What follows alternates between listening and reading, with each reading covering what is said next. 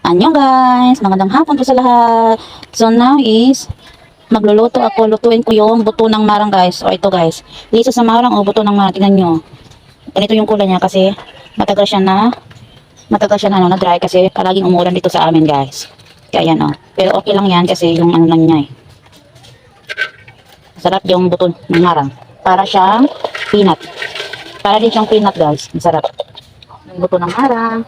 Ito yung way niya pagluto ng buto ng marang. Iba din yung buto ng langka. Kasi yung buto ng langka is kailangan yung ano, parang ilaga yata yung buto ng langka. Ito is na lang siya. Oh. Yun lang. Parang fried yata to.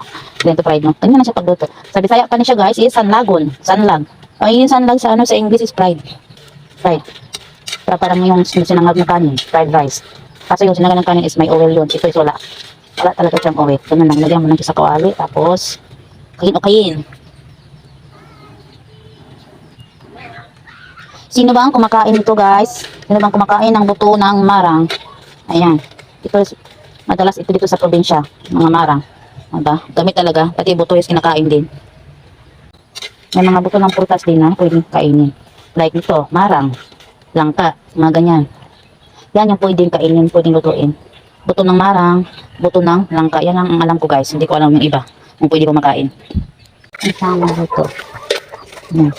Pag ganito na yung kulay niya, ito, ganito. Pag ganito na siya, ayan, luto na yan.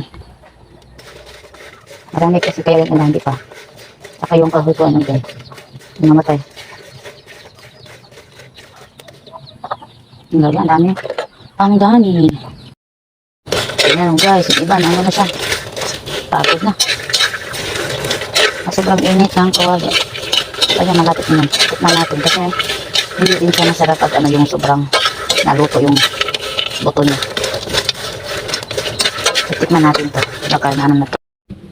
So ayan o guys, luto na yung buto ng marang.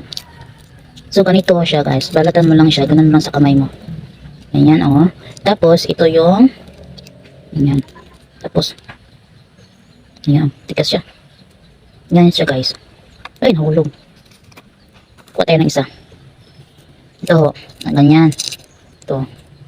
Yung nasunog is, ano na yan siya. Talagang crispy na yan pag kinain mo. So, ito yung loob niya. Ayan ho yung luto na. Yung buto ng marang. Ayan ho. Para din siyang peanut guys. Masarap itong kainin. O, sino bang kumakain ng buto ng marang? Kain tayo guys. Kain tayo ng buto ng marang. So, thank you for watching. Yan lang ho. Thank you for watching. Hope you enjoy. Bye-bye.